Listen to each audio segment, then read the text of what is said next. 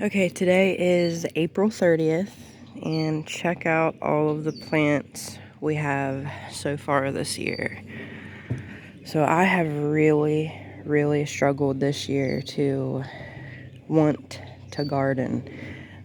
Struggled really badly with the winter blues. It took every ounce of motivation within me to want to plant or do anything this year, but I have forced myself, and I'm glad I did, because you can see everything is planted and growing nicely. So I never did an update of the peppers that I started from seed. We had a little incident. I accidentally let them dry out, and pretty much all of them looked completely, like 100% dead. You can see they're missing all of the leaves along the stem here, and that is because when they dried out, the whole plant flopped over. The leaves were crispy and dead, and they just fell right off. I hurried up and watered them as fast as I could and just hoped for the best, and they have some new growth here at the top, which I was really surprised about. I really thought I lost all of them, but I don't know if they're gonna really produce anything. We'll see. And I also don't know, I don't think you can, but I'm gonna try. You know how you plant a tomato like up to here, and then some roots will come out of the stem. I'm just gonna try to plant these like a little bit deeper than I usually do and see if that helps them develop a little bit more of a root system. You can see some root nodes at the bottom there, and maybe some on the stem. So I don't know. I'm gonna try it with a couple and see what happens. They might rot, they might not, but we'll see. These peppers here are all of these. We got those from a nursery. We have some poblanos here, 3 poblano plants, and then these guys back here are snacking bells, so like little mini sweet bell peppers. And then of course we had to get a sun gold. I always like to have at least one sun gold cherry tomato in the garden, and then an early girl. Like to have at least one early tomato also in the garden. And then we have all of my tomatoes that I started from seed. So we have the Wericawai, dwarf indeterminate here, 3 of those. The white currant. Black Seaman has not come up. That's a determinate tomato. I wanted to try for the first time this year a determinate type. Planted 3 seeds. They never came up. Waited a week. I just planted 3 more. We'll see if they come up. But yeah, I really hope they do. I really want to try this and see what a determinate tomato is like. And then we have the gold medal here, the Sart Rollet, which I believe is the correct pronunciation. All of those came up, so we have 6 of those. West Virginia sweet meat. I wanted to grow some West Virginia varieties this year because I do live in the eastern panhandle of West Virginia. And then we have the West Virginia Penitentiary, which is really cool. This is the tomato that the inmates at a penitentiary in West Virginia used to plant. And then we have this, because I have the humor of a 13-year-old boy. I wanted to get the monkey ass tomato, and it's called that because the tomato itself resembles a baboon's ass. So, and then we got the Weritall dwarf here, which was also, this was a gift from Renaissance Farm, where I got the 3 West Virginia sweet meat, penitentiary, and monkey ass. That was a gift. It's a little dwarf tomato. Kellogg's Breakfast, which is a West Virginia variety. Prairie Fire, which is like a little Roma-shaped snacking tomato. A Hillbilly is another West Virginia variety. The pineapple tomato, Rose de Bern, Black Beauty. I haven't had one of those in the garden in a while, so I wanted to have one of those pretty ones. Dr. Witchy's, They gave us huge tomatoes last year and produced all the way up until the first frost. So definitely want more of those. And then vintage wine. And these are really small. Really small little plants, like the currant and the Ware Kauai. So interested to see how big these tomatoes are going to be. And then I just got a couple strawberry plants. I want to have a stackable planter that's just filled with strawberries. And I know I'm going to need a ton more strawberry plants than this. I wanted to get the Seascape. I watch Garden Answer a lot, and she said in a video that her favorite strawberry was a Seascape. So whatever she says, I listen to, because that girl knows what she's talking about, and I trust her big time. So Seascape strawberries, 2 of those. And then we have the Inca yellow marigolds, which I'm going to plant in the garden beds with the tomatoes. We have a vinca here. This is the tattoo raspberry. Really pretty flower, just to add some color in the garden. I like to intermix flowers and different colors, different shapes, different sizes all throughout the garden, just to make it a beautiful place, just simply for beauty.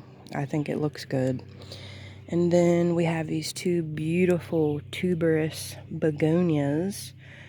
So there is a beautiful nursery called Surreybrook in Middletown, Maryland, right outside of Frederick. And they had these beautiful begonias there, and they're actually shade plants. So I think they're the most beautiful, like, flowering plant that you can have for the shade. So wanted to get a couple of those. I'm trying not, they do not like a lot of water at all. You'll rot them so quick. So I'm trying my best to just let them dry out, not overwater them. And then I planted some flowers here. We have some nasturtium, cosmos, black-eyed Susan vine. I planted some of these seeds last year and didn't get any, so hopefully they come up.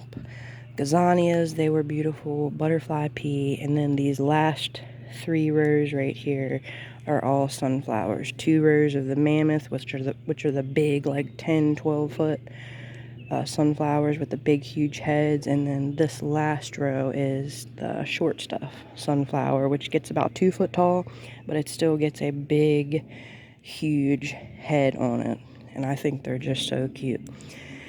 And then back here we have some coleus. So I originally wanted to do these pots right here like I did last year. I had a black potato vine. I think this is the Sweet Caroline Raven potato vine, sweet potato vine from Proven Winners, and a coleus. Last year I did a lime green coleus with the black vine. This year we wanted to do orange with the black vine. And you can see it's missing a bunch of its petals, and that is because I brought them in one night to avoid a frost outside, and my cat just decimated the plant. She ate all of this. She never got sick or anything. I don't bring in any plants that are known to be toxic to cats, but she just devoured this thing. I mean, look at that poor thing right there. So I think we're past the frost. I don't have to bring them in, and they won't be subjected to her gnawing. But so I did have one of these in here, and it developed a little portion of the stem which was rotted, and it started to die. So I cut off the tip of it, put it in here. It's doing really good. I think it's developed some roots. It's been about a week and a half. I might stick it in there and see if it'll come back, but just in case, I want them to be kind of symmetrical. They're going to be on my front porch, both of them flanking the front door. I got different coleus to put in just in case they look funky, one tiny one and one big one. And this is the Wizard Coral Sunrise coleus. I actually don't really care for these. I mean, they're a cool looking plant.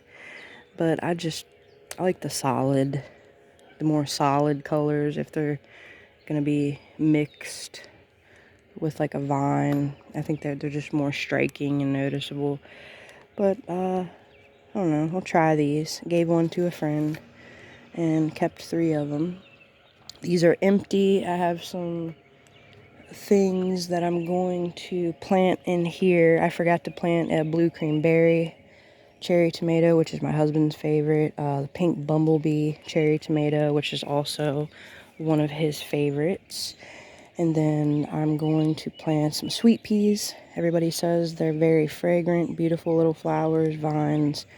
So I'm going to try some of those. And then I have a couple extra here. I'm going to put some scarlet runner beans in the garden, but I'm going to direct sow those, like beans, melons, squash, things like that. I always just direct sow. They grow so fast, there's no point starting them in anything like this. So this year, for our beautiful planters here, I wanted another Supertunia Vista. Last year we had the Supertunia Vista Bubblegum, which was a really big, huge, just like mounding, trailing plant. Really huge, like 4 foot by 4 foot wide, just one plant. I wanted to do a different color. They have purple, pinks, different shades of pinks, different types of whites, different types of purple. At the moment, I think that's pretty much all they have. Red, but I wanted to do the silverberry. Actually, it's so weird because I don't like white flowers. I never used to like white flowers. But for some reason, I don't know. I think it's because I've been watching Garden Answer, and she just has like the most beautiful white, like white Veronica, white petunias, just these beautiful white flowers, and they're so striking because they're so bright. I decided to go with white, but this is silverberry, and these actually have a pink center in the middle. It probably doesn't translate well on camera, but you can see the pink center as opposed to just straight white. They do have, I think it's like snowdrift, which is completely white. But yeah, these will get, this is Supertunia Vista Snowberry. These will get like 4 foot wide by 4 foot, really huge, gigantic plant just for one plant. And I think this was like $6. If you get them when they're more on the smaller side, they're like $6. And how great is that, just to have one plant for $6 that will just be huge, and you don't have to stuff it, spend all this money stuffing it with a bunch of different plants to get that same effect. So yeah, I really like these. And down here in this tray, I'm trying to sprout my ranunculus that I dug up last year. I have a couple ranunculus videos from last year, and they were gorgeous. They were absolutely gorgeous. I stored them over winter. I've never done that before with any type of plant, so hopefully I did it right. But none of them look like they are doing anything. So we'll see. That whole entire tray is filled with ranunculus roots, bare roots, tubers. They multiplied. I planted all of them. I have no clue which colors are which. They're just all mixed in there. Hopefully I start seeing some green here soon. It's been a little while since they've been in there, so I hope they come back to life. I probably did something wrong when I was storing them over the winter time.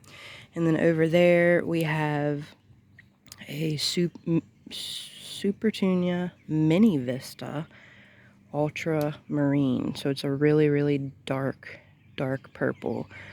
That will get like 2 to 3 foot wide, just that one single plant. I did get new baskets. I have another one hanging up there. I usually use the Dollar Tree hanging baskets, which are fine. I mean, they're fine if that's, all you can get. That's what I used for 3 or 4 years. But I wanted something that I didn't have to water like 3 times a day. Those things are so tiny and they dry out so quick. They're so shallow. So I wanted something that was a little bit deeper, a little bit wider, held a little bit more soil so that it could go a little bit longer without needing a watering. So that is 12 inches and pretty deep compared to the Dollar Tree. And then here I took a baking dish from the Dollar Tree, filled it with some moist potting soil, and planted some Zenia seeds in there. You can see one's already popping up. Have one there,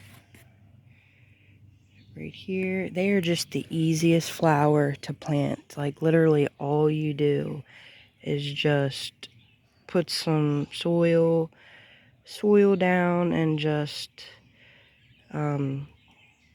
keep it moist, put some flower seeds in there, sprinkle them on top. You don't even have to put them in the, like, down in there and bury them. You can just sprinkle the seeds on top and keep them moist. See another one popping up there? There's hundreds and hundreds of seeds inside of this. And then I'll just, the roots will all like mingle together, creating like one solid piece. And I'll just break it off like I would a brownie and just plant like this corner section into the ground. I've done it before. It works good. Really easy. Easiest flower to plant. Plant some zinnias. The only thing is you have to keep them moist. You can't let them dry out. As soon as you let them dry out, it's going to ruin the germination process. But yeah, it's literally all you have to do. So excited about these. And these are the California Giant mixed colors. So there's all different beautiful pinks, purples, reds, yellow, white, orange.